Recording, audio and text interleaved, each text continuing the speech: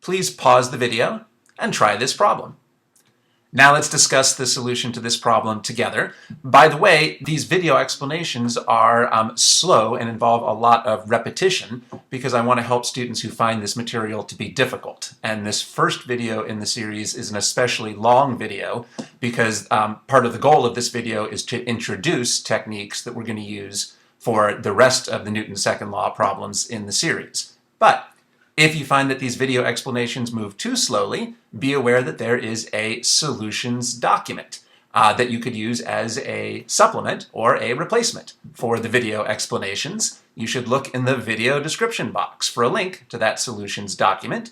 There's also a table of contents for the video in the progress bar that you can use to skip parts of the video that are not of interest to you, and you can adjust the playback speed for the video using the settings icon. Now let's go through the solution to this problem together. Now, the first step for a physics problem is to choose a problem-solving framework. And the first two problem-solving frameworks that you encounter in your physics class are usually kinematics and Newton's second law. And you should know that projectile motion is an application of the kinematics problem-solving framework. Well, this problem mentions a 3 kilograms block, and kilograms are the units for mass, and mass is a variable in Newton's second law. And the problem mentions tension, which is a force, and forces can be substituted into the Newton's second law equations. And part A also talks about the normal force, and again, forces can be substituted into the Newton's second law equations. So based on the concepts, it looks like we should use the Newton's second law problem-solving framework for this problem. When you attack Newton's second law problems, it's important that we don't want to wing it. We need to have a consistent, systematic approach for attacking Newton's second law problems.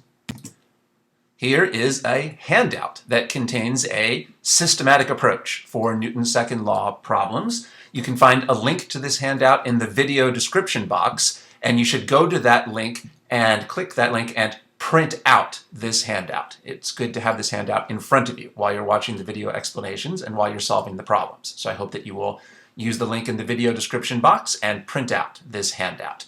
Now, our first step in the method is to make a sketch of the object and its surroundings. But actually, most Newton's second law problems will actually provide you with a sketch. This problem already provided us with a sketch, so there isn't anything else we have to do for this step. We can move on to the next step, which is to write down what the question is asking us for, and it would be nice to represent the question with a symbol.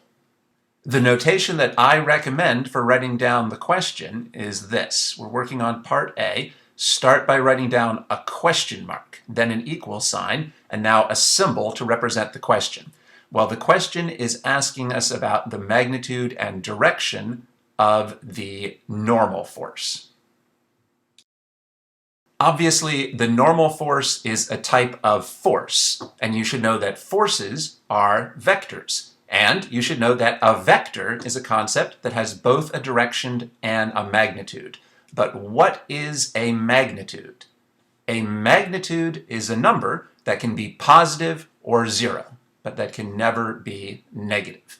Now, how do we symbolize the magnitude of the normal force? Well, a good symbol for that is to write an N without an arrow on top.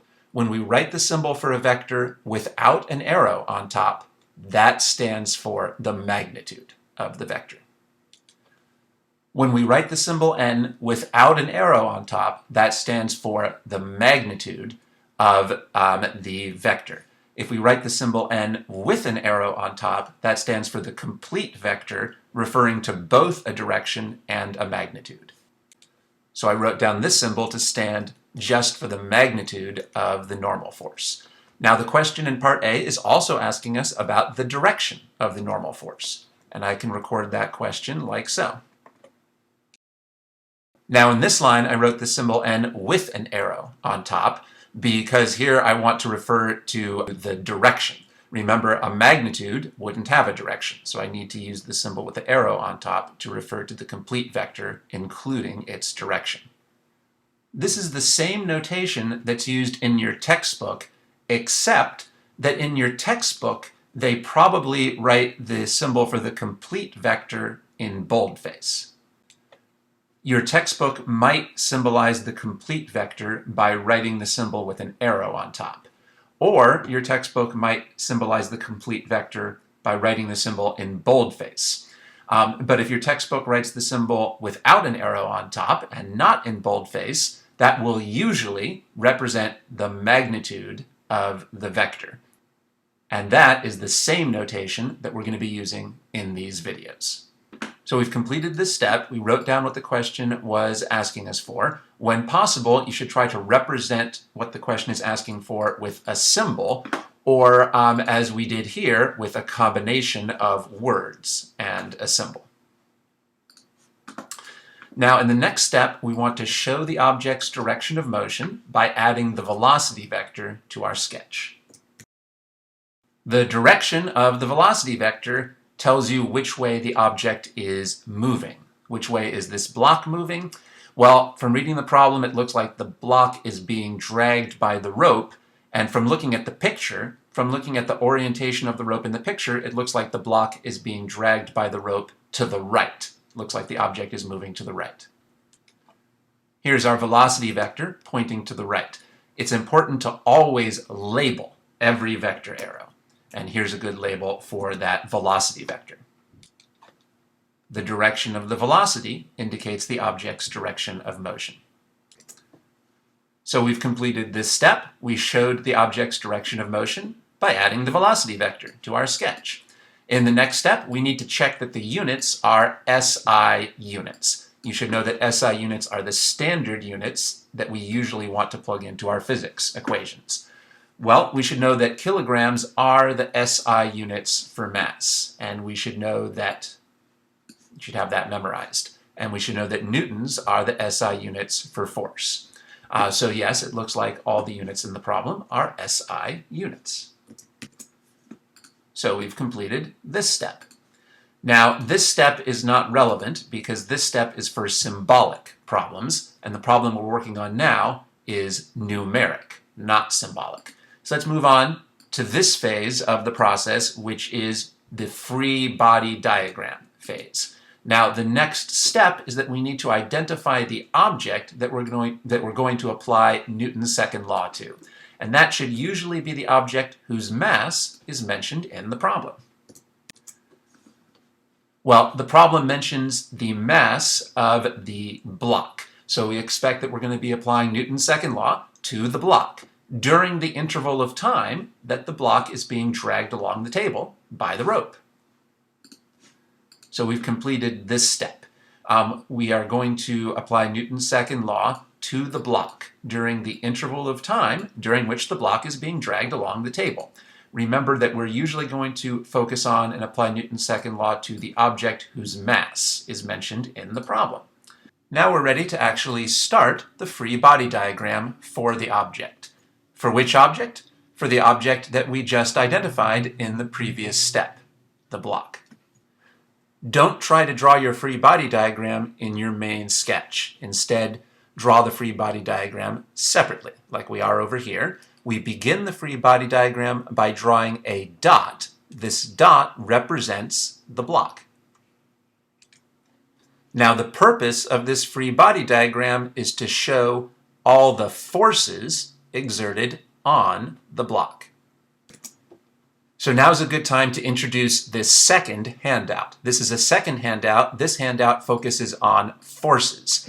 And again, you should use the link in the video description box to access and print out this handout. I hope that you'll do that now. Here's some key ideas that you need to understand about forces. What's a force? A force is a push or a pull. We should know that every force is exerted by some object on another object. You should know that force is a vector, and as we've said, that means that forces have a direction and a magnitude.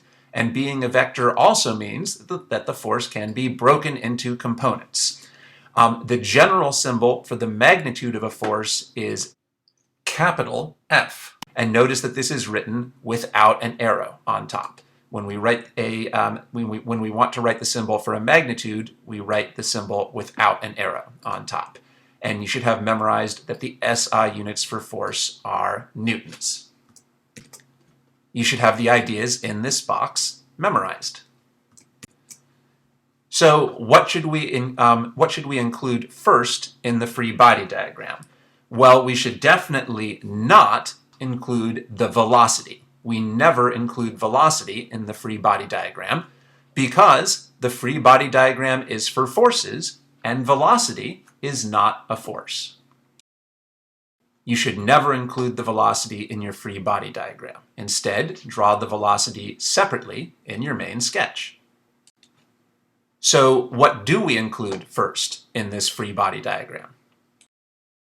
Well, here's the method. We start the free body diagram by drawing a vector for the object's weight. We start with the object's weight. So let's go back to this forces handout and review some key ideas about the weight force. Now, the first thing that we have to understand about the weight is that weight is a type of force. You should know that weight is a type of force. Now, remember that every force is exerted by some object on another object. So who is the weight force exerted by, and who is the weight force exerted on? The weight force on an object is the gravitational force exerted by the Earth on the object. So, for example, the weight force on the block in this problem is the gravitational force exerted by the Earth on the block. Make sure that you understand that in physics, the word weight refers to a type of force. Now, the purpose of our free body diagram is to show the directions of the forces on the object. So how do we figure out the direction of the weight force on the object? Well, there's a rule. There's a rule for figuring out the direction of the weight force. And here's the rule. The direction of the weight force is straight down. I hope you agree that that's a simple rule. Let's use this simple rule to draw the direction of the weight force. The weight force points down. Remember, we need to label every vector arrow. Here's our label. In these videos, we will use the symbol lowercase w to stand for the weight force. You should memorize this rule for finding the direction of the weight force. By the way, notice that the problem has been partially pushed off the screen now. It's important that you be able to keep consulting and rereading the problem while you're watching this video explanation. So I hope that you'll go to the video description box, click the link for the problems document, and print out this problem. Print out this problem so that you can keep rereading it and consulting it throughout the video explanation, even when it gets pushed off the screen. Now, what do we need to include next in our free body diagram? Well, we've completed this step. We started the free body diagram by drawing the vector for the object's weight. So now we continue the free body diagram by drawing a vector for each thing that is touching the object. The method is that we systematically ask, what are the things that are touching the object? What is touching this block? Well, the block is being dragged along a table. We can see from the sketch that the table is touching the block. So the table will exert a force on the block. What type of force will the table exert on the block? The table is the kind of thing that we treat as a surface, and surfaces exert what is called a normal force. Let's go back to the forces handout and look at this box about the normal force. Now remember that every force is exerted by some object on another object. So to understand the normal force, we need to know who is the normal force exerted by and who is the normal force exerted on. The normal force on an object is a force exerted by a surface on the object. For example, for this problem, the normal force on the block is the force exerted by the surface of the table on the block. Now, what is a surface? I won't try to give you a definition of a surface, I'll just give you this list. Typical surfaces are things like floors, tables, walls, inclined planes. If you see anything similar to the things in this list, you should treat it as a surface, which means that it will exert a normal force. Remember, the purpose of our free body diagram is to show the directions of the forces. How do we figure out the direction of the normal force? Well, there's a rule. There's a rule for figuring out the direction of the normal force. Here is the rule. The direction of the normal force is perpendicular to and away from the surface that is touching the object. The direction of the normal force is perpendicular to and away from the surface that is touching the object. The surface that's touching this block is the surface of the table. So here's the direction that is perpendicular to and away from the table. Perpendicular to and away from the surface of the table is up. So the direction of the normal force for this problem is up. In this problem, the normal force points up. Notice that in these videos, I will use the symbol lowercase n to stand for the normal force. By the way, don't assume that the normal force will always point up on other problems. There are many problems where the normal force does point up, such as this one, but there are also many problems in which the normal force does not point up. Just use this rule. The direction of the normal force is perpendicular to and away from the surface that is touching the object. By the way, do you understand why this is called the normal force? We're not using the word normal here to mean ordinary. Instead, we're using the math meaning of normal. In math and physics, the word normal means perpendicular. The normal force is called the normal force because it's perpendicular to the surface that is touching the object. You should pause the video now and memorize this crucial rule for figuring out the direction of the normal force. Now, anytime you identify a surface that is exerting a normal force, you automatically have to check whether that surface is also exerting a frictional force. But we can see on this problem that the surface is not exerting any frictional force because the problem said that the table is frictionless. So there's no friction on this problem.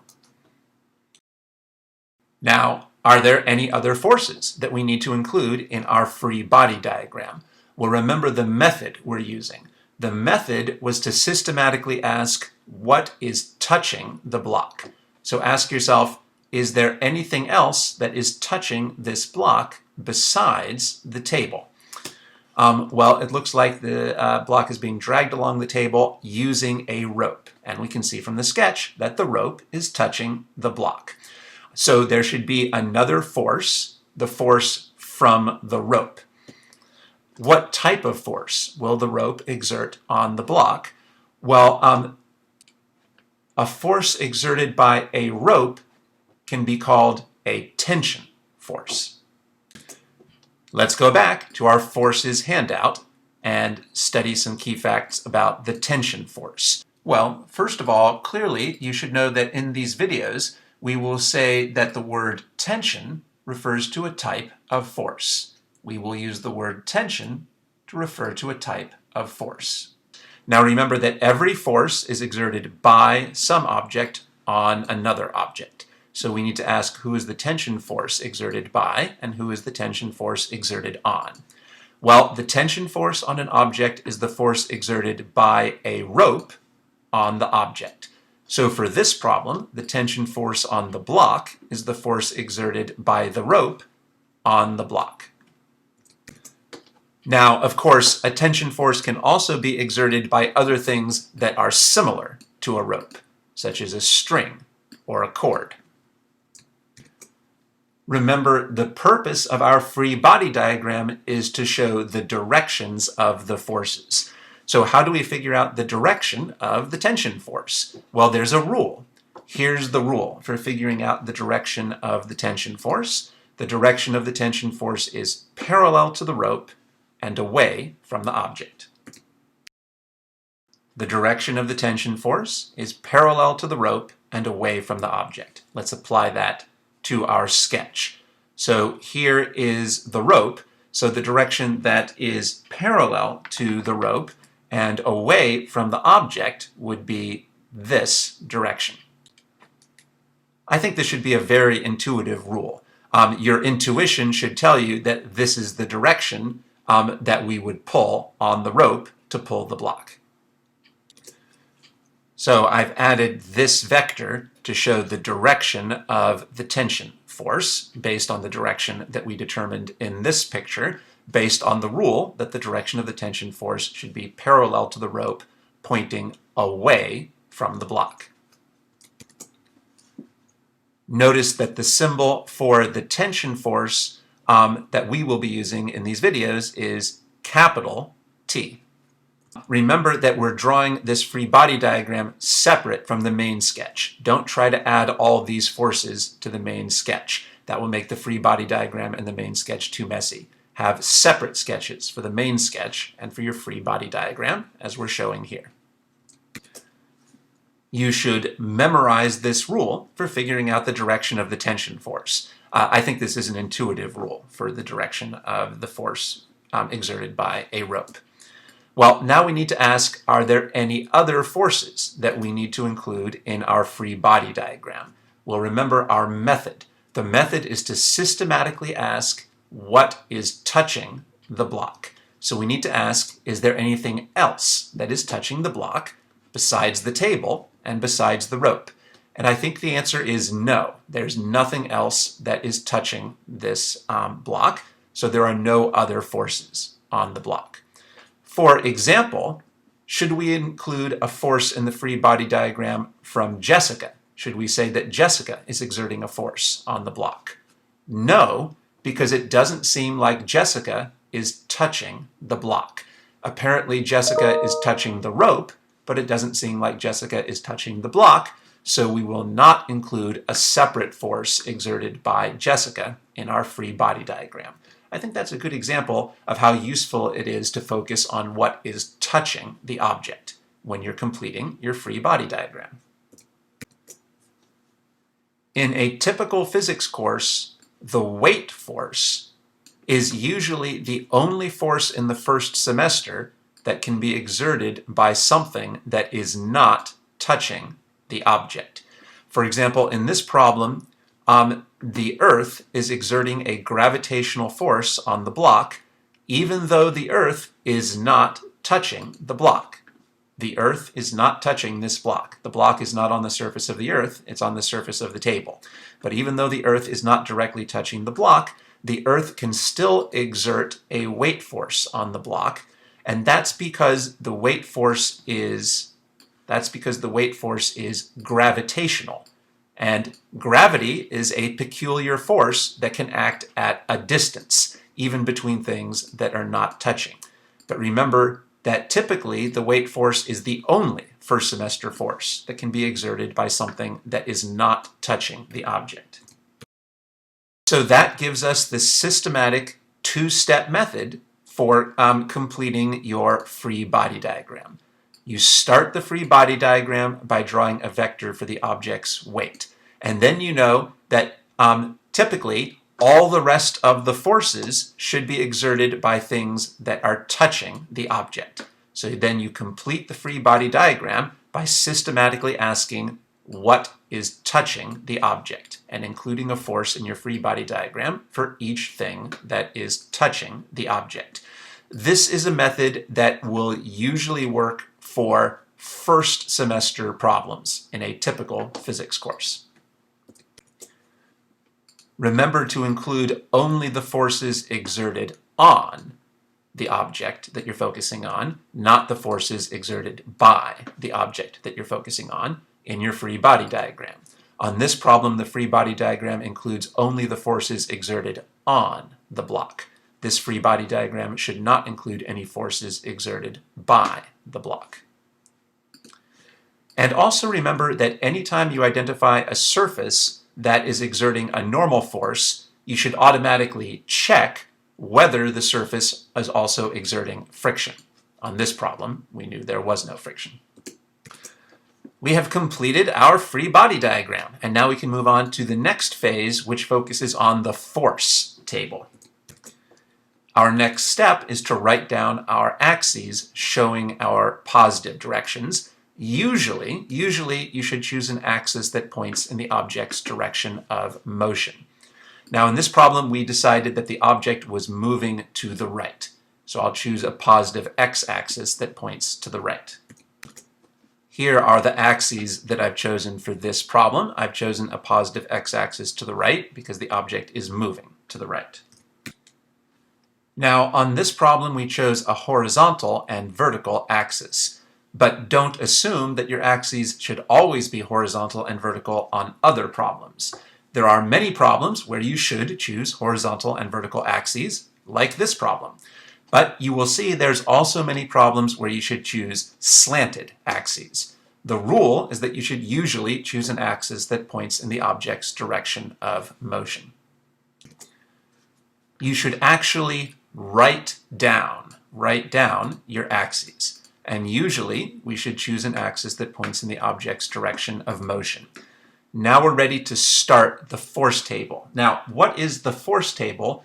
The purpose of the force table is to organize the numbers that we're going to be plugging in to our Newton's second law equations. So here is the outline of our empty force table that we now have to start filling in.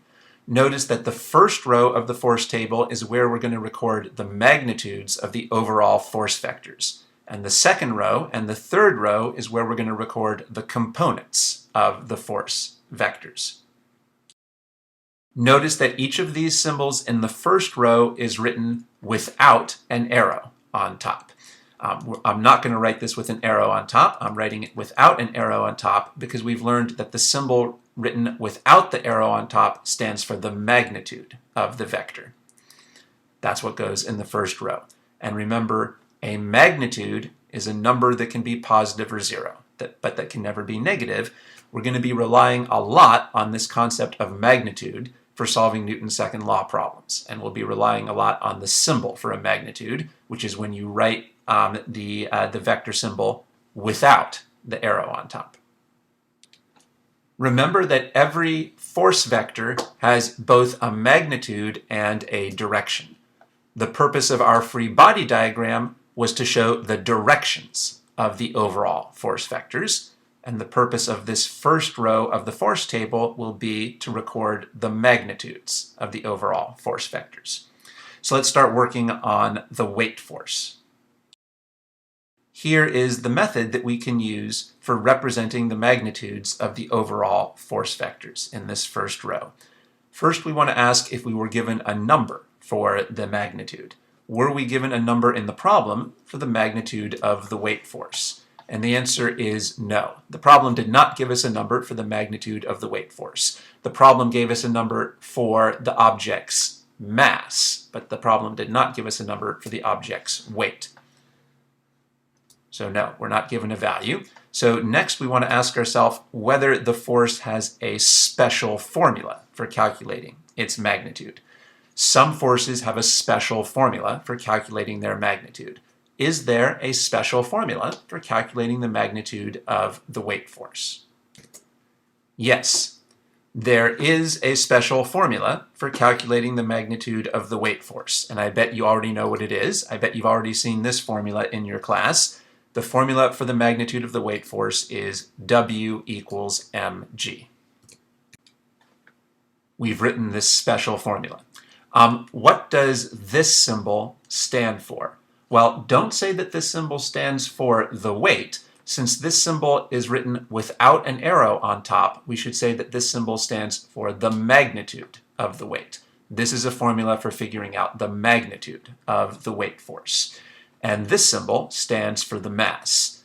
A lot of students are not really clear about what the difference between weight and mass is, and I actually am not going to go into great detail or depth about that in this video, but I'll just briefly mention that the weight force measures the downward pull on the object due to the force of the Earth's gravity.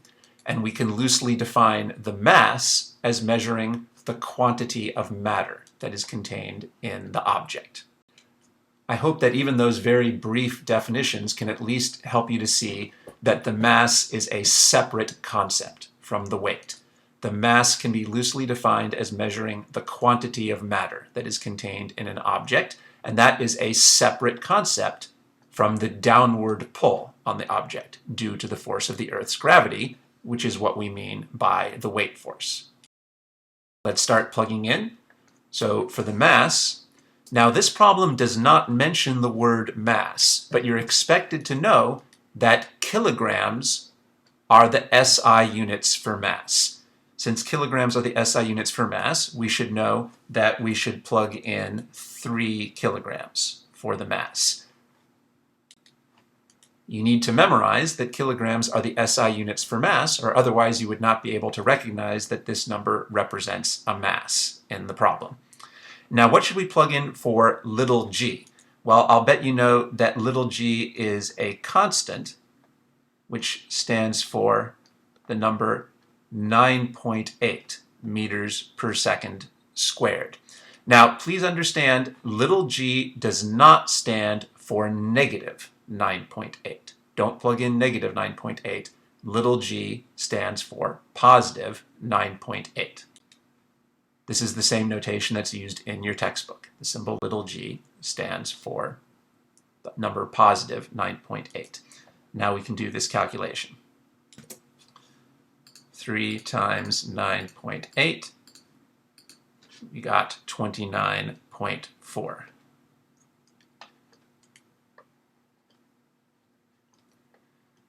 When I plug numbers into the equation, I leave the units out to make the math simpler. But when you finish solving an equation, you should always put the units back in.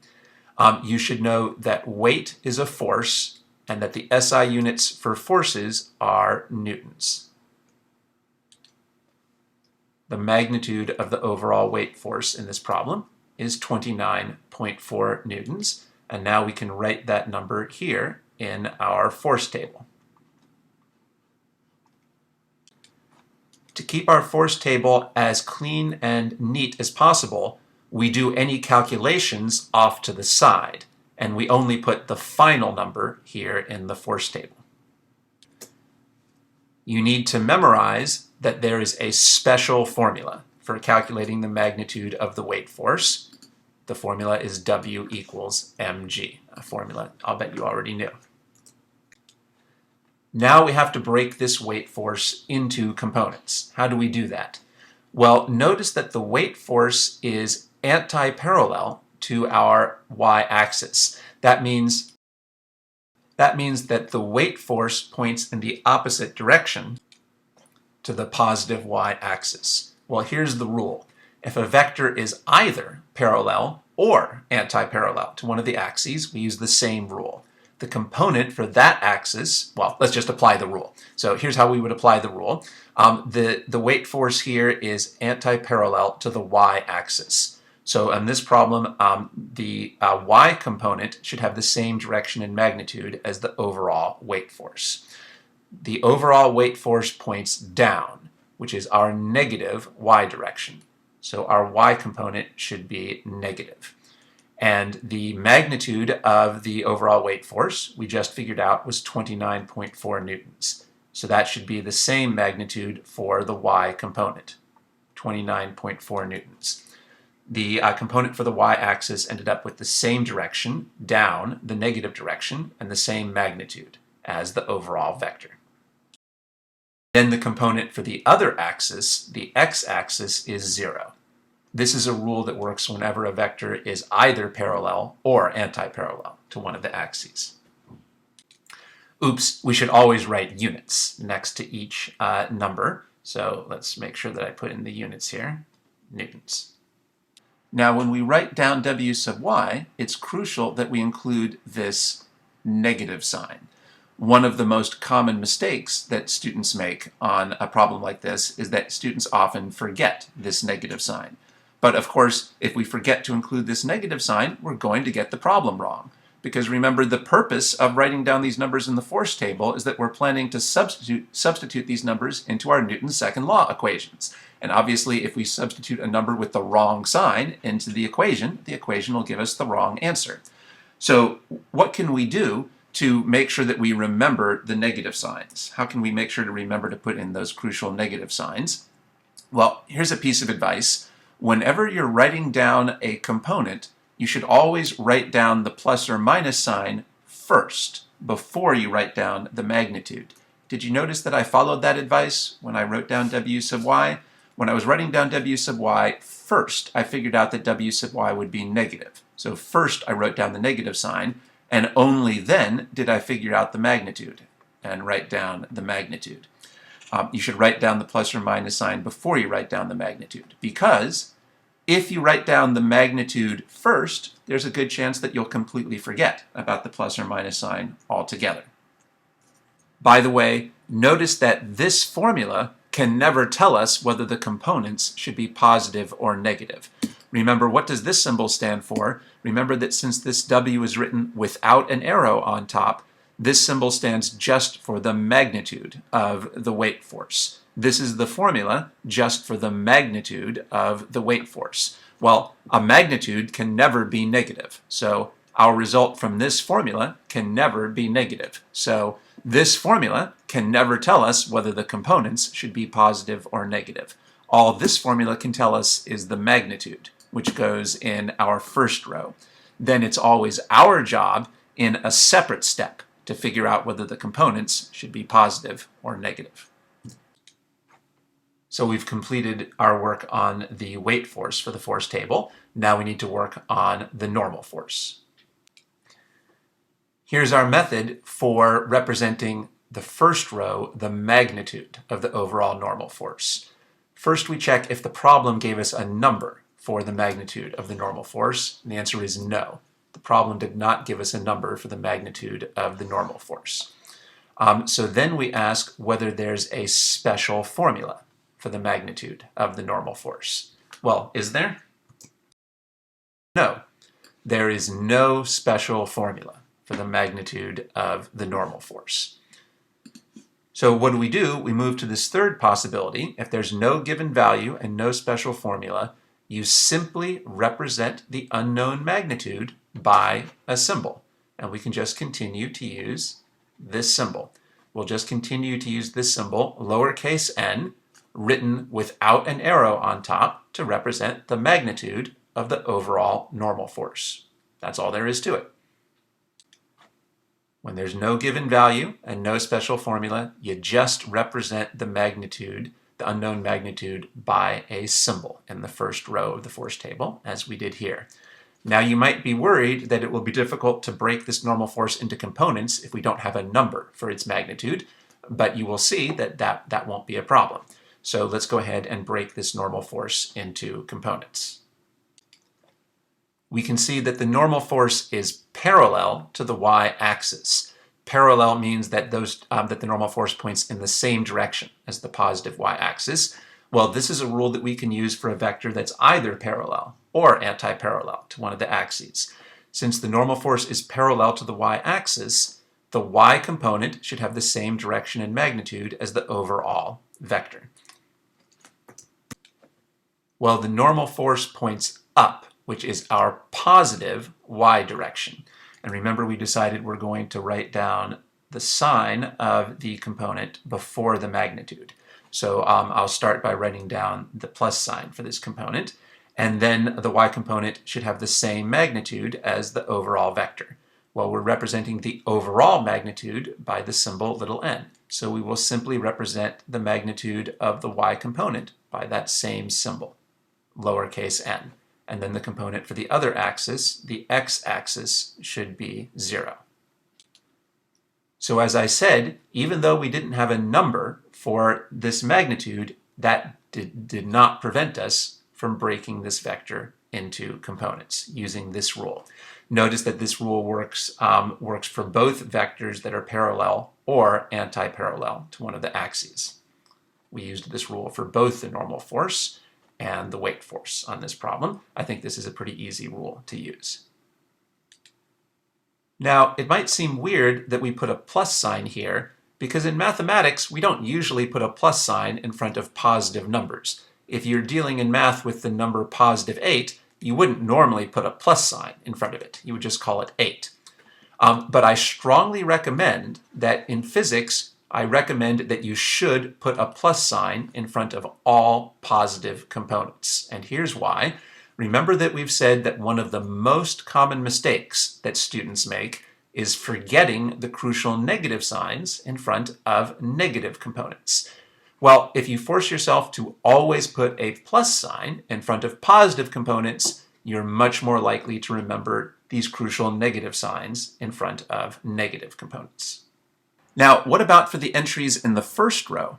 Should we emphasize that the entries in the first row are positive by putting plus signs in front of them? No. No, don't put plus signs in the first row, because remember that the first row stands for magnitudes. A magnitude can never be negative, so it's pointless to emphasize that the magnitudes are positive. Do not include positive signs in the first row. On the other hand, the second and third rows stand for components. A component could be negative, so when a component is positive, we should emphasize that by placing a plus sign in front of the component. So we used this method for representing the magnitude of the normal force. We just, since we weren't given a value and there was no special formula, we just represented the unknown magnitude of the normal force by this symbol, lowercase n, and that was enough to break the vector into components. Now, notice that for purposes of filling out our force table, we do not try to figure out how the forces will interact with each other. The value of the magnitude of the normal force will be determined by how the normal force interacts with the weight force and the tension force. But we did not try to figure out that interaction in the force table. We just represented this unknown magnitude by this symbol. We will let the Newton's second law equations figure out the interactions between the forces for us later in our solution. You'll see how that works. Now we have to work on the column for the tension force. Remember that in this row we need to write the magnitude of the overall tension force. And let's go through this same step. First we ask if we were given a value for the magnitude of the tension. And I think we were, right? We were given this number. And we should understand that this number represents the magnitude of the overall tension force, 20 newtons.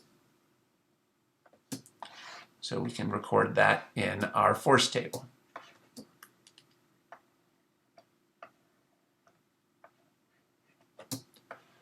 So we just used this first idea. When you're given a value for the magnitude of a force, obviously you should use that value to represent the magnitude. Now, how are we going to break this force into components? Well, I hope it's obvious that we will not apply this rule. Obviously, this rule does not apply to the tension force, because obviously the tension force is neither parallel nor anti-parallel to either of these axes. The tension force is at a slant to both of these axes, so this rule can't be applied to the tension force. How do we break it into components? Well, as you might know, the method is that we need to draw a right triangle and use SOHCAHTOA to break the tension force into components. Let's illustrate that method right now. By the way, you should know that I have an entire separate video series where I go into great detail and give a lot of examples of how to break vectors into components. And you can find a link of that other videos, a link to that other video series in the video description box. We need to start by drawing a right triangle to break the tension force into components, but we should not draw that right triangle in the free body diagram. That would make this diagram too messy. Let's start a new sketch with for our right triangle, separate from the free body diagram. So here I've begun the new sketch for breaking this vector into components. Remember that this represents the overall tension vector, and we know that the magnitude of that vector is 20 newtons. So here I'm recording that the magnitude of this overall vector is 20 newtons. Now we draw the right triangle. Here's the rule. In the right triangle, the overall vector should represent the hypotenuse. and the legs should be parallel to the axes. So through the tail of this vector, I'm going to draw a line parallel to the x-axis. Through the tail of this vector, I've drawn this line parallel to the x-axis. And through the head of this vector, I'm going to draw a line parallel to the y-axis. The overall vector represents the hypotenuse of the right triangle, and the legs are drawn parallel to the y and the x-axis. Now remember, these legs represent components, and components have directions. So we need to show the directions of these components. Well, we could say that the overall vector points up and to the right, and that means that the components should point up and to the right. The overall vector points up and to the right, so we can say that the components should point up and to the right. Here's a more general method for figuring out the directions of the components. Where we have the head of the component, that should be the head of the overall, that should overlap, so to speak, with the head of the overall vector. And in the location of the tail of a component, that should overlap with the location of the tail of the overall vector. Here's what I mean. Over here, here's the head of the overall vector. And notice that that kind of overlaps with the location of the head of this component. Here we have the tail of the overall vector, and that's in the same location as the tail of the component, which makes this the head of that component.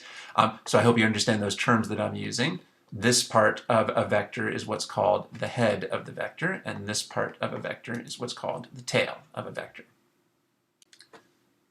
This is a general method that you can use for figuring out the directions of the components.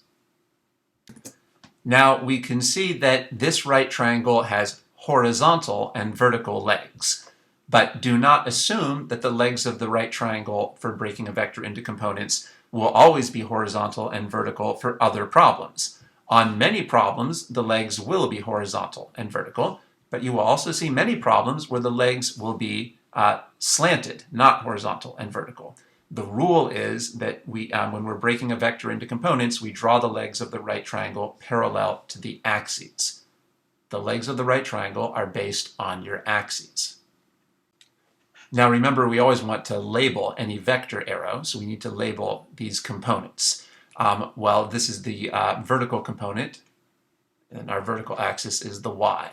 So we should call this t sub y. This axis is parallel to the x-axis, so I meant to say this component is parallel to the x-axis, so this is the x component. Always label all your vector arrows. Now remember that I've recommended that you should figure out the plus or minus sign on a component before you figure out the magnitude. Otherwise you might forget about the sign altogether. So let's figure out the signs of these components. Our x component is pointing to the right, which is our positive x direction. So we'll say that this x component is positive. Plus, and t sub y points up, which is our positive y direction. So t sub y is also plus. Remember, I've recommended that you should always put plus signs in front of your positive components because that will help you to notice the crucial negative signs that you need in front of negative components. Now we have to figure out the magnitudes of these components, and the method for that is to apply SOHCAHTOA. So we need to label the opposite, adjacent, and hypotenuse sides in our right triangle. Well, this side is the hypotenuse because this side is opposite to the 90-degree angle. But who do we label as opposite or adjacent? Well, that is based on which angle you choose to focus on. We could choose to focus on this angle, or we could choose to focus on this angle at the top of the triangle. Well, I think it's pretty obvious that it would be more conventional and more convenient to focus on this bottom angle of 60 degrees because that's the angle that we were given. But let's put in an asterisk. Let's put in an asterisk just to mark that this is the angle that we're focusing on, this angle of 60 degrees. So what does opposite and adjacent side mean? This side is labeled as adjacent because it's adjacent to the 60-degree angle that we've chosen to focus on. And this side is labeled as opposite because it's opposite to the 60-degree angle that we've chosen to focus on. So I hope that you can see that if we had chosen to focus on this top angle, then the position of the opposite and adjacent sides would flip. Who is opposite and who's adjacent depends on which angle you've chosen to focus on. So I encourage you to put in an asterisk to indicate the angle that you're focusing on. Obviously, it's more convenient and more conventional to focus on this 60-degree angle that we were given, rather than to focus on this angle at the top of the triangle that we were not directly given. Now we can write the SOHCAHTOA equations. So sine of the angle that we're focusing on, 60 degrees, equals the length of the opposite side over the length of the hypotenuse. Sine of the angle equals opposite over hypotenuse. So, and the cosine of the 60-degree angle that we're focusing on equals the length of the adjacent side divided by the length of the hypotenuse. Cosine of the angle equals adjacent over hypotenuse. How did I know to use sine and cosine and not to use tangent? Why am I using sine and cosine and not using tangent? Well, my plan is that I want to substitute this number into the equations. I want to substitute this number into the equations, but this 20 newtons number represents the hypotenuse. So I have to work with the sine and the cosine because those are the only equations that involve the hypotenuse. On this problem, I don't want to use the tangent because the tangent would not allow me to substitute our number for the hypotenuse. Let's continue plugging in. So we have that the sine of 60 degrees equals, now the opposite side here, notice, represents t sub y.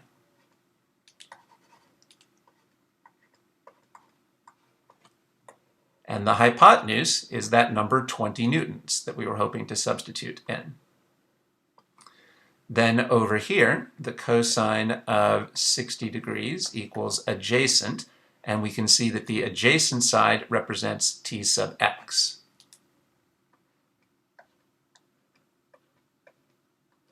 And our hypotenuse again is 20 newtons. Why am I using absolute value signs? Well, I'll explain why I'm using absolute value signs in a couple minutes. For now, let's just continue with the algebra. All right, so to solve for the unknowns, we need to multiply both sides of these equations by 20. We'll multiply both sides of the equations by the number 20 to get the variables by themselves. And now we're ready to use our calculator to express our results from these equations. We need to calculate 20 times the sine of 60 degrees. Make sure that your calculator is in degrees mode. Make sure you're in degrees mode. 20 sine 60, and we also need to calculate 20 cosine 60 degrees.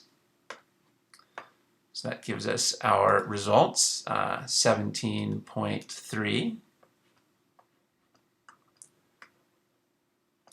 Now notice that I did not plug the units in to the equation here to keep the math simpler, but now when we have our result, we should put the units back in.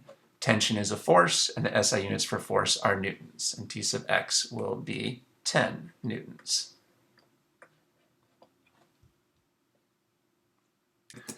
Now, why am I using these absolute value signs in the SOHCAHTOA equations? Well, here's why. OPP stands for the length of the opposite side. ADJ stands for the length of the adjacent side, but a length can never be negative, right?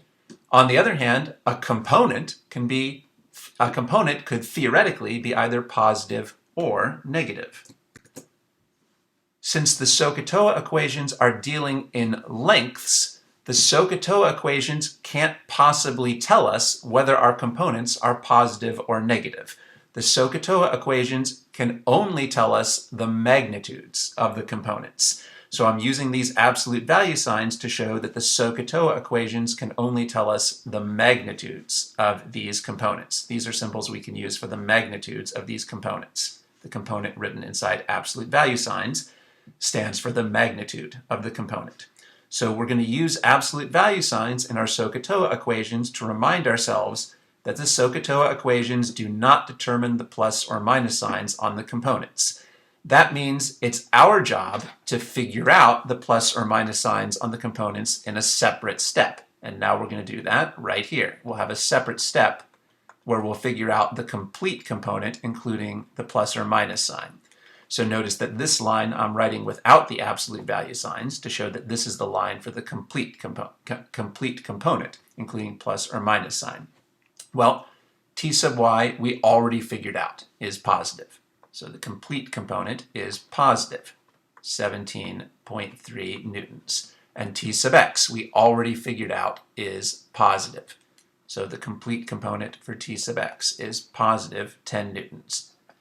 So notice how we're trying to be very careful with our symbols. We use the absolute value signs here to show that this line just tells us the magnitudes of the components. And here we write the components without the absolute value signs to show that this line is where we're writing the complete component, including plus or minus signs.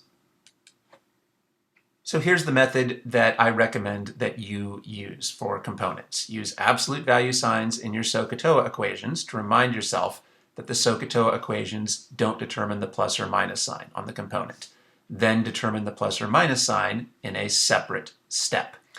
Now, this notation was not particularly crucial on this particular problem because the components happened to both be positive. But there will be many problems where one or both of the components will be negative, and you're much more likely to get that negative sign correct if you make a habit of using this notation. Now, on this problem, you can see that we used the sine to figure out the y component and the cosine to figure out the x component. But do not assume that you will always use cosine for x components and sine for y components on other problems. On many problems, you will use cosine for x component and sine for y component, but there's many other problems where you will use cosine for the y component and sine for the x component. So just follow the steps of the SOHCAHTOA process that we've illustrated here to determine the correct approach for each particular problem. In particular, if this is challenging for you, I really encourage you to actually put in an asterisk for the angle that you're focusing on and to label the opposite, adjacent, and hypotenuse sides in your right triangle, and then to write out the math like this. You might be able to skip one or two lines of algebra here. I probably wrote down more algebra lines than I needed, but for the most part, if these problems are challenging for you, I encourage you to write down the same steps that I wrote down here, and especially if a problem seems like it might be a little bit different from problems that you're used to, I really encourage you to write down these steps of the SOHCAHTOA process to make sure that you end up with the correct components. Now we're ready to put these components into our force table. By the way, remember, we don't try to build this right triangle into our free body diagram. That would make this free body diagram too messy. Draw a separate sketch for the right triangle where you break the vector into components. Now we know that t sub y is positive 17.3 newtons.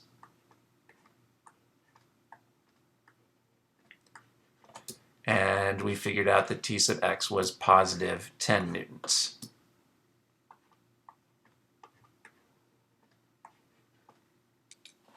Here's our completed force table. Again, we're putting plus signs in front of all the positive components so that we'll remember this key negative sign in front of this negative component. But remember, it would not make sense to put plus signs in the first row. It would not make sense to put plus signs in the first row because the first row stands for magnitudes. Magnitudes can never be negative, so it's pointless to emphasize that these magnitudes are positive. We put our plus or minus sign in front of all the components in the second row and the third row, all the non-zero components. Here again is the method that we used for representing the overall magnitudes of the forces. If you're given a value, you use that value for the magnitude. That's how we handled the tension force. If a force has a special formula, you use that special formula. That's how we handled the weight force. And with no given value and no special formula, you simply represent the magnitude by a symbol. That's how we handled the normal force. For purposes of filling out the force table, we are not trying to figure out how the normal force will interact with the weight and the tension force. We're going to let the Newton's second law equations figure out those interactions for us later in our solution. So here's the steps that we've completed. We used the first row to represent the magnitudes of the overall vectors. When given a value, we use that value for the overall magnitude. Otherwise, if the force has a special formula, we use that special formula to represent the magnitude. You should have memorized that there's a special formula for the magnitude of the weight force, W equals mg. And when there is no special formula and when there's no given value, we just represent the magnitude with a symbol.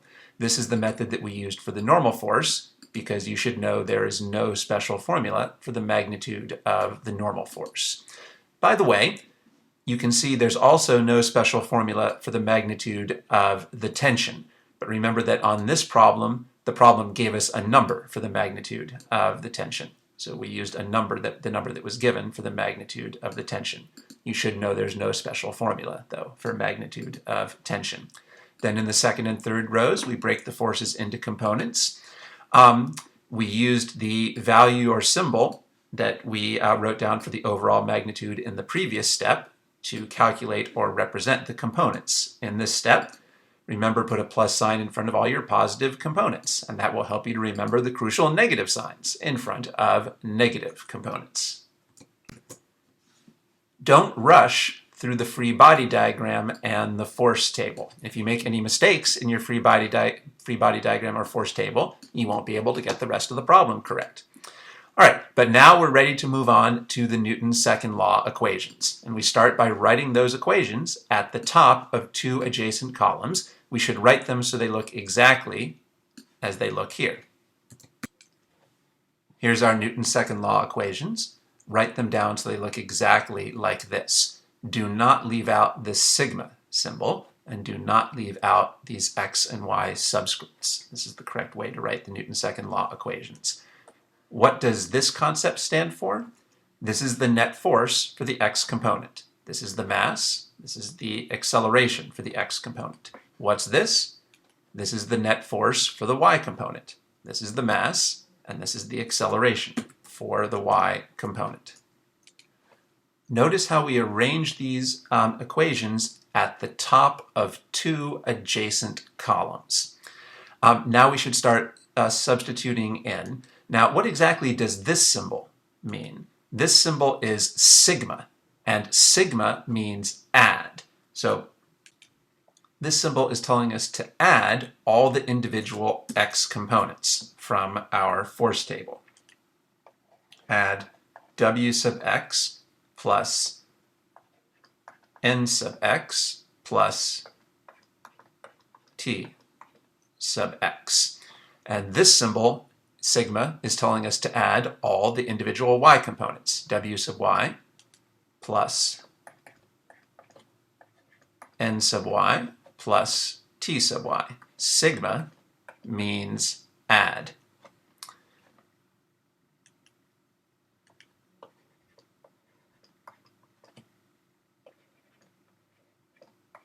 And then we can substitute in more. We can substitute the specific values or symbols from our force table.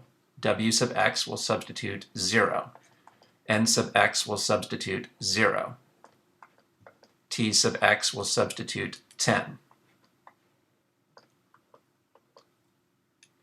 W sub y, I'll substitute negative 29.4. N sub y will substitute n.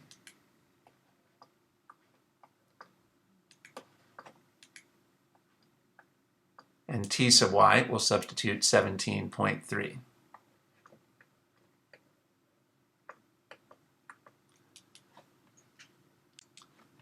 So sigma means that we should add all the individual force components. But notice that some of the components that we add can be negative. Here, we're adding 3 components, but one of the components we're adding is a negative number. Remember that it's crucial to include this negative sign when we substitute, or we will get the wrong answer. If we leave out this negative sign, then this Newton's second law equation will think that w sub y points up in the positive y direction. Well, obviously, if we give the Newton's second law equation that wrong information about the direction of w sub y, the Newton's second law equation has to give us the wrong answer. When we include the negative sign, then the Newton's second law equation knows correctly that w sub y points down in the negative y direction, and with that correct information, the equation can give us the right answer. Now you can see why we did all that work on the force table. The purpose of the work we did on the force table was to organize the numbers that we were going to have to substitute into the Newton's second law equations. We substituted 0 plus 0 plus 10 over here, and we substituted negative 29.4 plus n plus 17.3 over here. Now we can substitute on the right-hand side. For the mass, remember we can substitute 3 kilograms. The problem didn't say this was a mass, but it's in kilograms. Since this number is in kilograms, we know it represents the mass. So I'll substitute 3 for the mass. Now, what can we substitute for a sub x and for a sub y? Well, we can start by thinking about a sub y. Notice, remember that this object is moving purely horizontally. There's no vertical motion. The object is moving to the right. There's no up or down motion. The object is moving only in the x component. There's no motion in the y component. So this object is motionless in the y component. But if an object is motionless in the y component, that means that a sub y will be 0.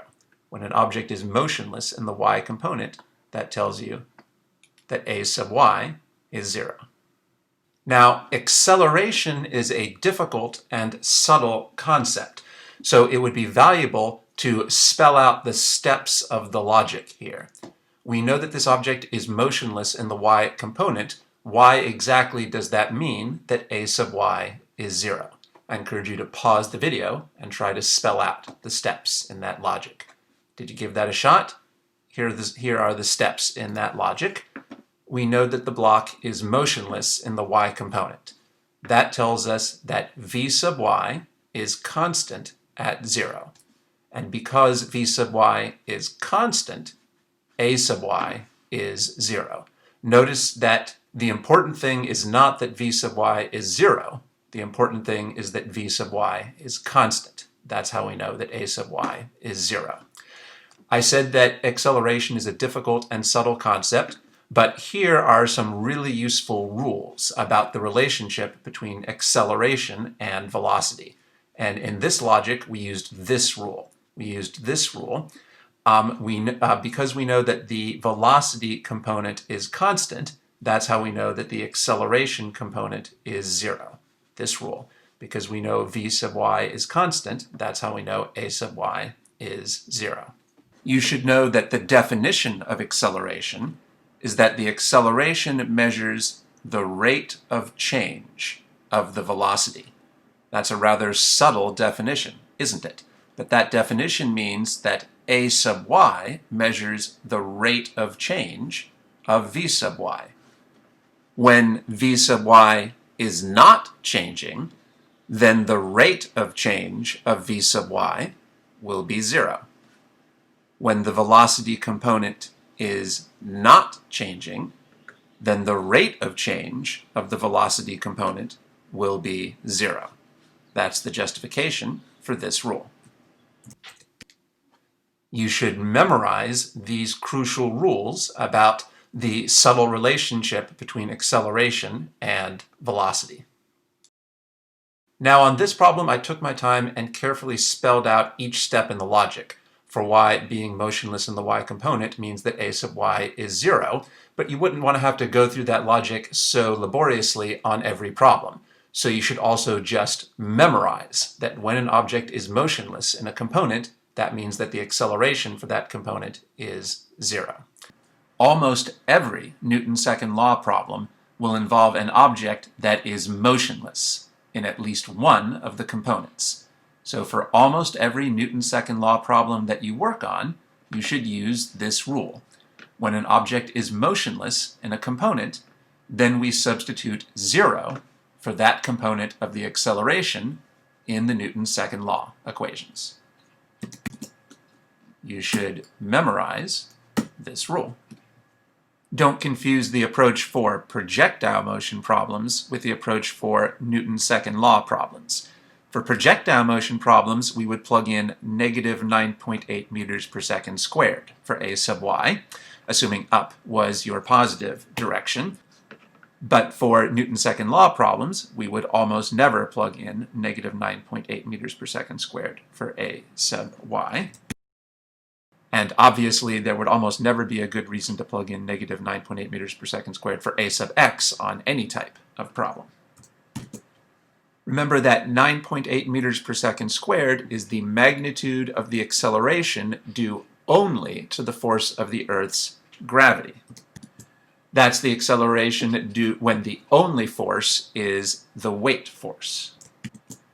Well, that's the situation for projectile motion problems. But for Newton's second law problems, there's almost always going to be other forces on the object in addition to the weight force. So for Newton's second law problems, this value of acceleration that we use for projectile motion problems would almost never be correct for Newton's second law problems. Now, how should we handle a sub x? Should we plug in 0 for a sub x? Well, no. The object is definitely not motionless in the x component. The object is moving in the x component. We have no reason to think that the object is moving with constant velocity in the x component. We just have no idea what a sub x is. And when we don't know what a value is, how do we handle that? We just continue to write down the symbol. So we'll just continue to write down the symbol a sub x because we don't know what the value of a sub x is. We're handling a sub x the same way we handled n. When we don't know the value for the symbol, we just continue to write down that symbol. Notice that to deal with this part of the problem, we had to think about a sub y completely differently and completely separately from a sub x. Our analysis for a sub y was completely separate from our analysis for a sub x. And that's typical of physics problems. To succeed in physics, we have to start getting into the habit of thinking in terms of components. And the way we thought separately about a sub x and a sub y is a great illustration of this idea. Now we can take advantage of the zeros to make some simple simplifications for these two equations.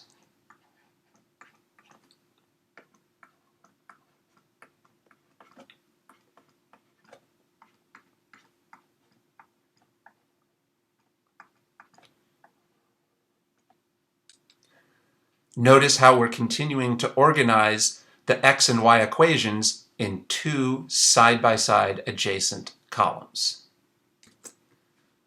So we completed this step. We put these equations at the top of two adjacent columns, and as I said, we're keeping all of our later versions of the x and y equations organized in those two columns. That way, our math stays organized. We completed this step. On the left side of the equations, we added all the individual force components, being careful to include any negative signs. We used the components from the force table to do that. On the right side, where we could, we substituted specific values for mass, a sub x, and a sub y. And we used this crucial idea. Since the object was motionless in the y component of the acceleration is 0. Almost, in a typical introductory physics class, almost every Newton's second law problem will have an object that's motionless in at least one of the components. So in a typical course, you'll have to use this idea. You'll have to plug in 0 for one of the components of the acceleration on almost every Newton's second law problem. Now it's obvious that we should use algebra to solve the equations for the unknowns. Which equation should we work on first? Well, remember that the question was asking us about the normal force, so it would be natural to want to start by working on this y equation. Are we ready to work on the y equation? Well, I see one unknown. There's one unknown in this equation, little n, And when there's only one unknown in an equation, that's when you're ready to start solving it. So yes, it looks like we are ready to start solving this equation. That algebra is quite simple. I'll show all the little steps. Here we're adding 3 terms. So I'm going to rearrange the order of this addition. When you're adding 3 terms, it doesn't matter what order you add the 3 terms, so I can rearrange the order of that addition. I'm just making that rearrangement to make it extra obvious that now we need to add these 2 terms. And we can use our calculator for that. Negative 29.4 plus 17.3. So the new version of the equation is that n plus negative 12.1 equals 0. But adding a negative is the same as subtracting. So of course this means n minus 12.1 equals 0. That's a really easy equation to solve. We solve this by adding 12.1 to both sides.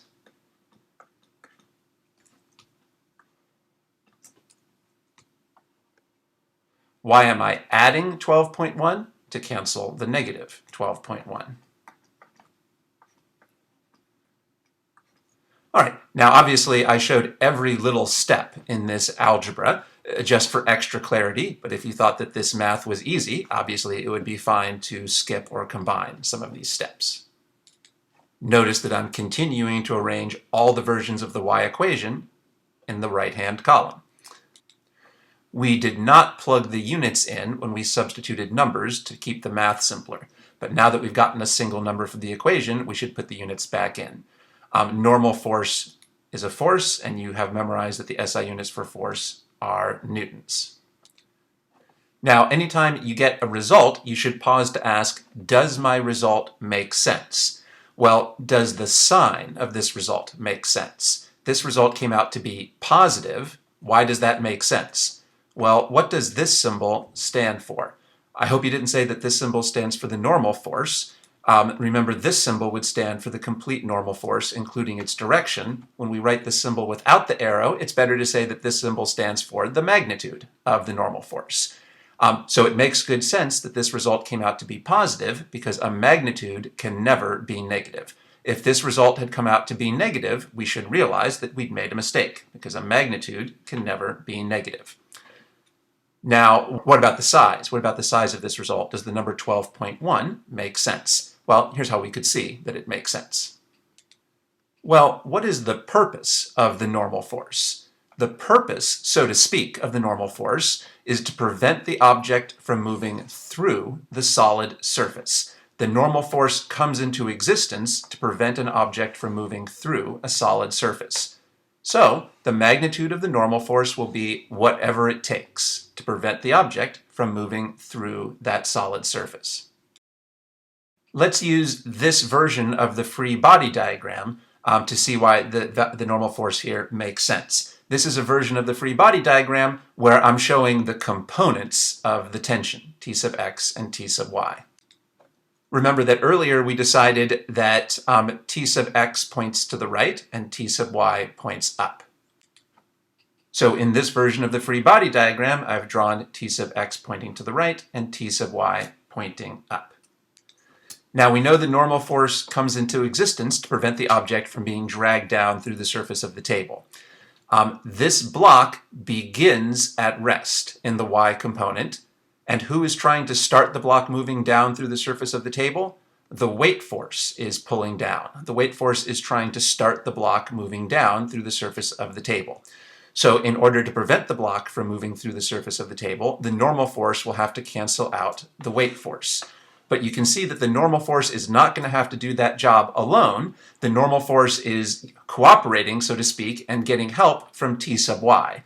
So it's the combination of the normal force and T sub y that have to combine to cancel out the weight force. And now you can see why this number makes good sense. Notice that I've written that we figured out earlier that the magnitude of T sub y is 17.3 newtons. And we just figured out the magnitude of the normal force, 12.1 newtons. And we figured out earlier the magnitude of the weight force, 29.4 newtons. Well, notice 17.3 newtons plus 12.1 newtons equals 29.4 newtons. So you can see that this number is exactly what it takes to combine with T sub y to cancel out the weight force. And now we can see why this size for the normal force makes sense.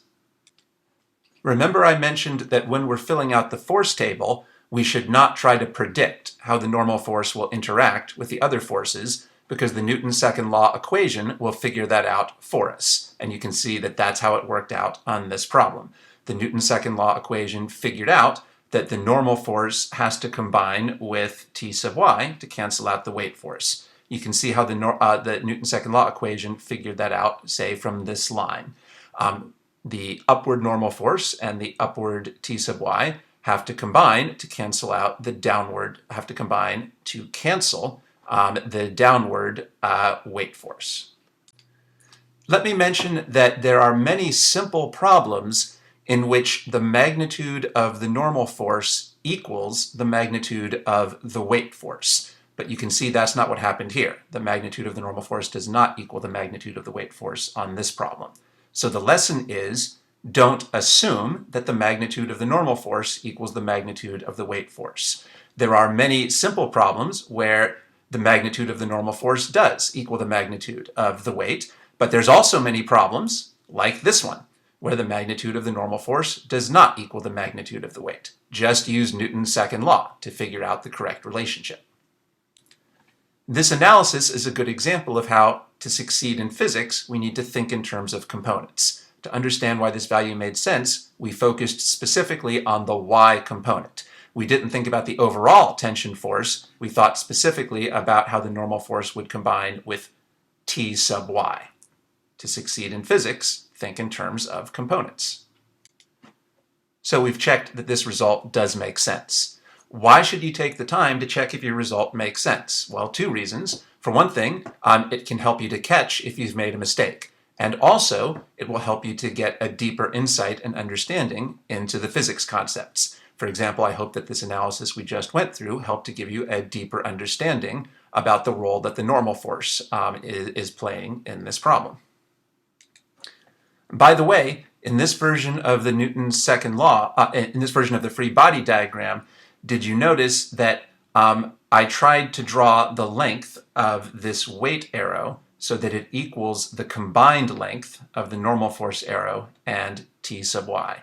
I tried to draw the lengths of the arrow so that this length plus this length will equal this length, to give a better representation about the relationships and interactions between those y components.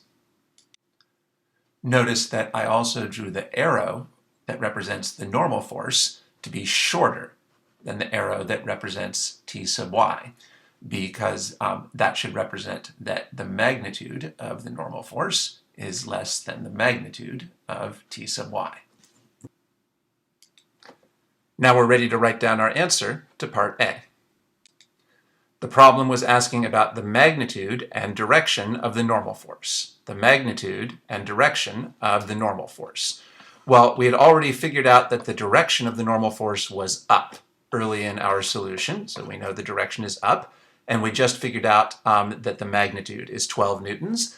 Since the data in the problem seems to be given to 2 digits, I rounded off this answer a bit more to 2 digits. Now, did you notice that the way I wrote this answer is wrong because I didn't include units. Until you include units, your answer is wrong, and you might very well lose credit until we put in the units.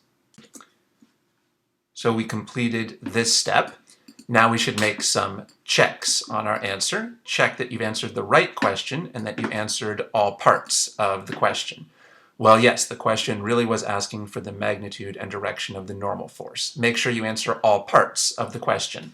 I'll bet a lot of students would just say that the answer for part A is 12 newtons, and they might forget that they're all supposed to give the direction. So make sure you've answered all parts of part A. And of course, we should notice we still have to answer part B. You should check that your answer makes sense. We already went through that process. We should check that we included units. We already did that. And this check is not relevant for this problem because this check is for symbolic answers, and our answer was numeric.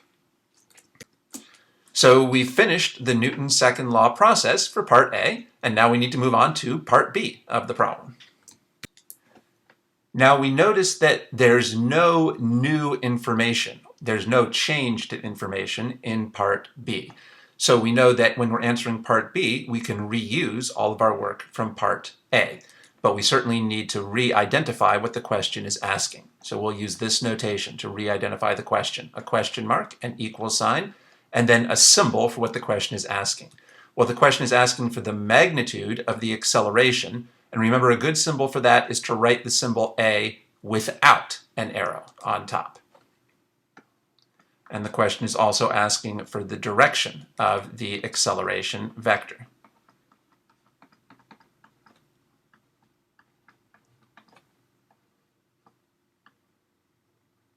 Here we include the arrow because here we want a version of the concept that includes its direction. You've seen what a big role the concept of magnitudes has played in our solution so far, and that we really need this notation. When we write the vector symbol without an arrow on top, that stands just for the magnitude. And when we write the vector symbol with the arrow on top, that stands for the complete vector, including both direction and magnitude. So we redid this step for part B. We wrote down what the question was asking us for, and we represented what we were asked for with a symbol, or in this case, a combination of words and a symbol. Now, remember that for part B, we're going to be able to reuse our work for part A. So we don't need to redo this step, and we don't need to redo almost any of the other steps. We don't need to redo these steps. We can just skip all the way down to here. We can just continue to use algebra to solve our Newton's second law equations. Remember that the question is asking about the acceleration, so it will clearly be useful to solve this equation for the x component of the acceleration. Are we ready to solve this equation? Well, notice that this equation has one unknown. The only unknown is a sub x. So yes, when an equation has only one unknown, we're ready to solve it. This equation is very easy to solve. We simply have to divide both sides of the equation by 3.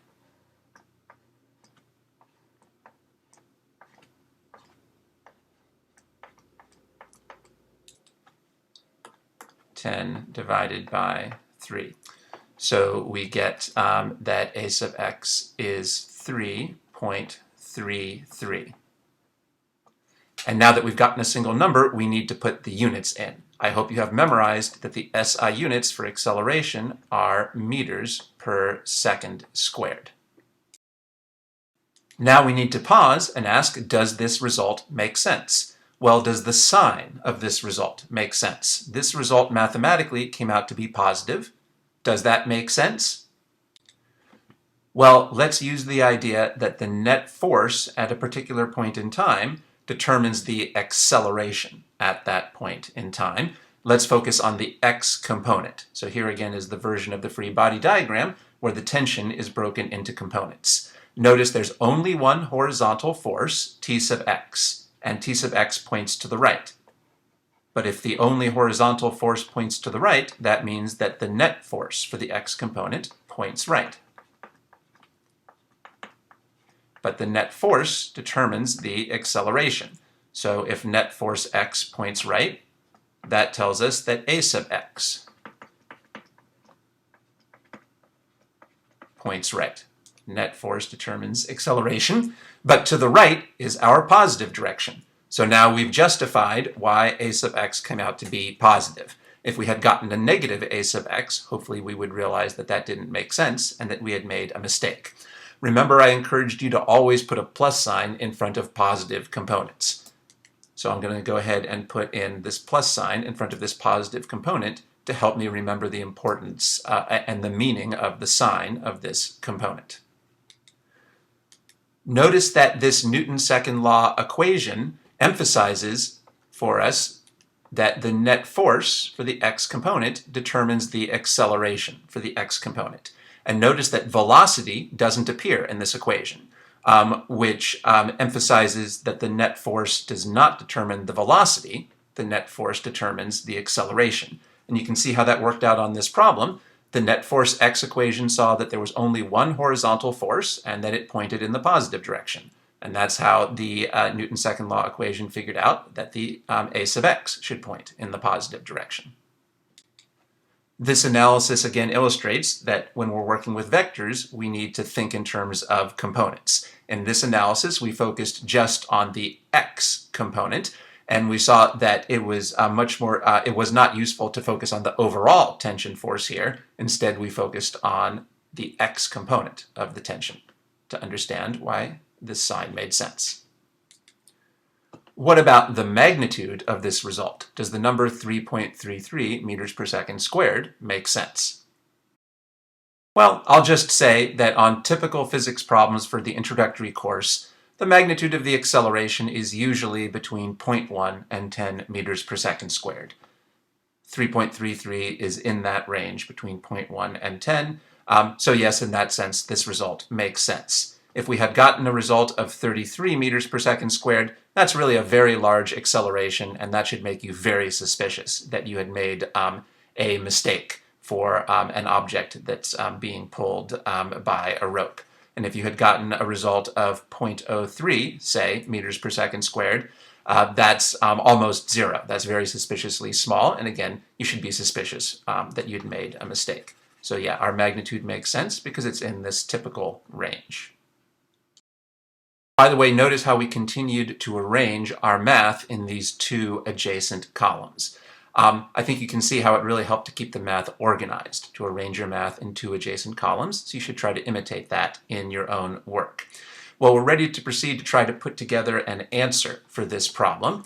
Remember, the question was asking about the acceleration. Now, the wording of the question implies that the question is asking about the overall acceleration vector. But what we've figured out so far are the x and y components of the acceleration. So we need to take a step where we use the components to figure out the overall acceleration. We need to use the components of the acceleration to figure out magnitude and direction of the overall acceleration. We figured out that a sub x is positive 3.33. Meters per second squared. A sub x is positive 3.33 meters per second squared. Earlier we decided that a sub y is 0.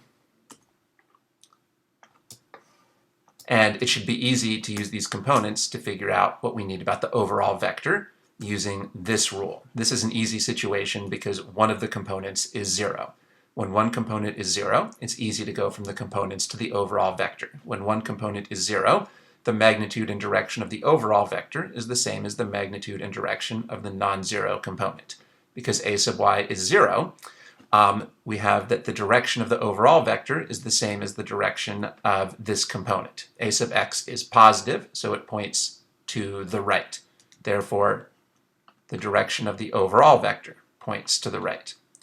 And the magnitude of the overall vector is the same as the magnitude of a sub x, 3.33 meters per second squared.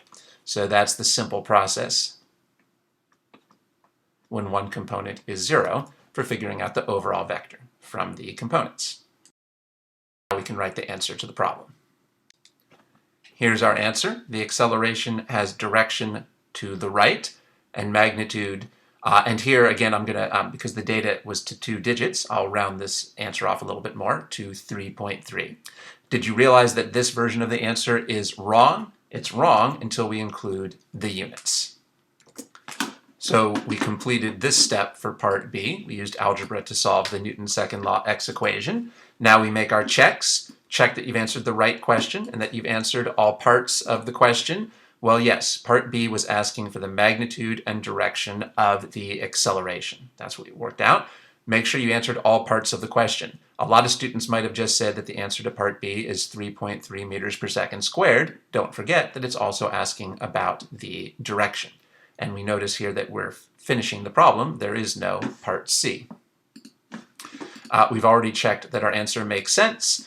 We've checked that we included units. This check is not relevant because this check is for symbolic answers, and our answer was numeric. Now that we finished the problem, let's do a recap of the key techniques that we used so that you know what you need to practice when you're doing the later problems in this series. So remember that this process for Newton's second law is organized in three main phases: free body diagram, force table, Newton's second law equations. And I hope you can see now why that is a sensible way to attack the question. In the free body diagram, we identify the directions of all the overall forces. Then in the first row of the force table, we identify the magnitudes of all the overall forces. Then in the second and third rows of the force table, we figure out the components of the forces, and then we plug those components into the Newton's second law equations. So the order of our attack is extremely logical. Try to keep your free body diagram and your force table as neat and clean and organized as possible, because those are what you're going to rely on for generating the numbers you need for the Newton's second law equations. Try to draw a large free body diagram and force table so that those parts of your solution don't get cluttered and messy. Remember how crucial this negative sign was. Put a plus sign in front of all of your positive components, and that will help you to remember the crucial negative signs, like this one. Since we weren't given a value for the normal force, and there's no special formula for the normal force, we just represented the normal force in the force table by a symbol.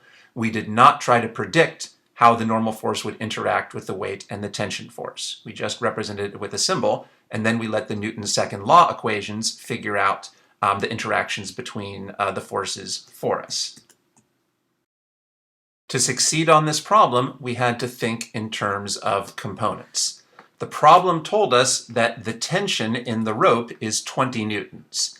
I have a question. Where did we plug that 20 newtons number into the Newton's second law equations?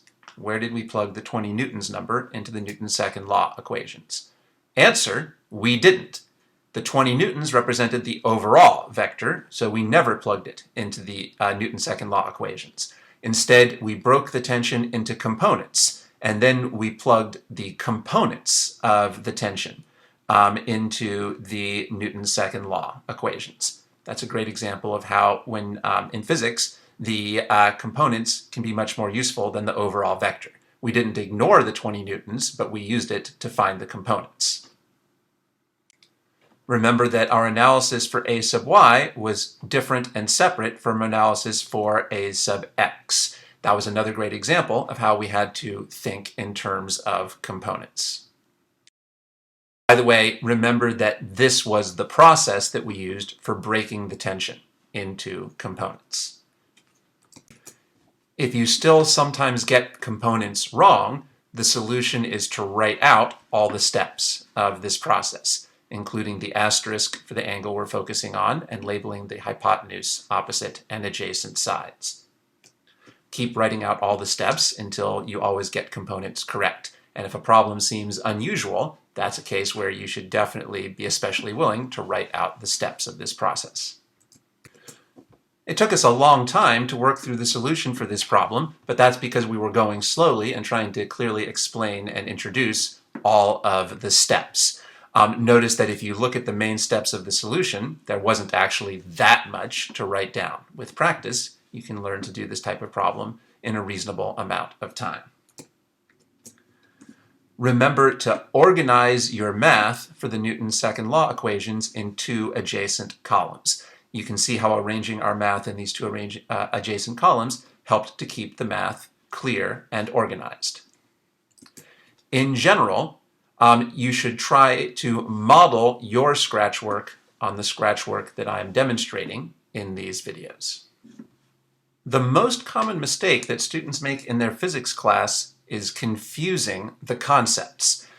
For example, a student might mix up a sub x and a sub y, or a student might mix up the weight and the mass. Or a student might mix up the overall tension force and the components of the tension force. How can you avoid confusing and mixing up the concepts? Well, always try to use the exact right symbols. You might have noticed that in this video we tried to be very careful about always using the exact right symbol, including the exact right subscripts, and you should try to imitate that practice. To avoid confusing a sub x and a sub y, make sure you're writing down the exact right symbol with the x or y subscript for the concept that you're focusing on. We don't want to confuse the overall tension magnitude, the x component, and the y component, so make sure you're writing down the exact right symbol. Capital T without an arrow on top, or T sub x, or T sub y. Here are two of the symbols that we used in this video. These two symbols look quite similar, but I hope you know that they stand for somewhat different things. So why don't you pause the video and try to write down exactly what each of these two symbols stands for. I hope you gave that a shot. Here's the answers. You should know that when we write the vector symbol without an arrow on top, it stands just for the magnitude of the vector. And when we write the vector symbol with an arrow on top, it stands for the complete vector, including both direction and magnitude.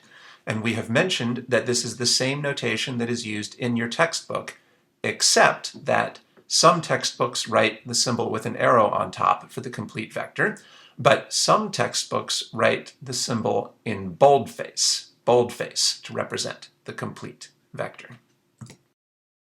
But if your textbook writes the vector symbol without an arrow and not in boldface, that generally represents the magnitude of the vector.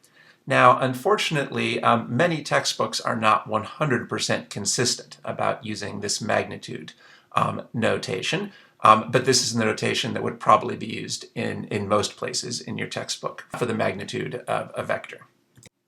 And of course, I hope that you're comfortable now with the meaning of this word magnitude.